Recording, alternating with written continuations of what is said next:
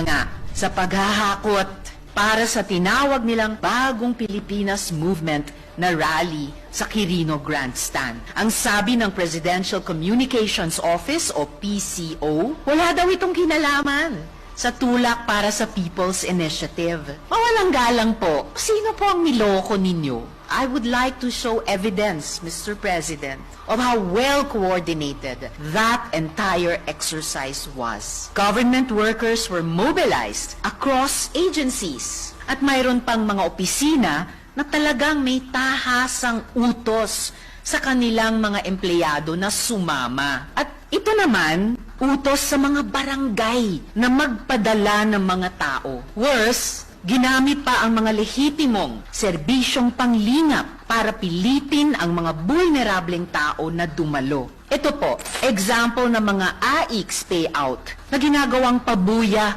para makadalo sa rally.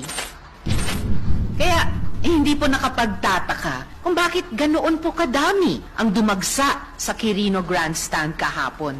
Ito po kumikinang sa kaputian ang mga video. Ginagawa po tayong mga tanga.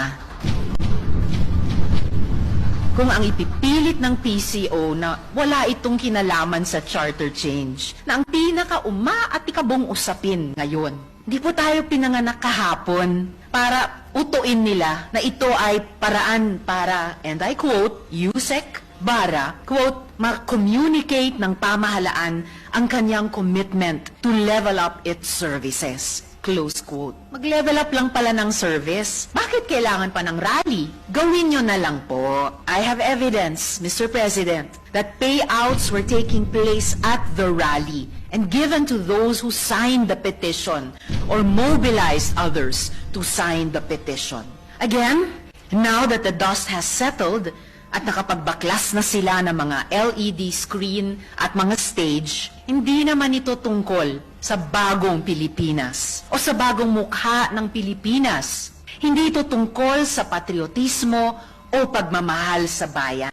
Tinipon ang mga kababayan natin para sa mga pirma nila, kasama ang napakaraming mga souvenir. But they will not bewilder the Filipino people with their simultaneously launched initiatives and perfectly edited videos. We will not let them glorify themselves as defenders of democracy and the rule of law.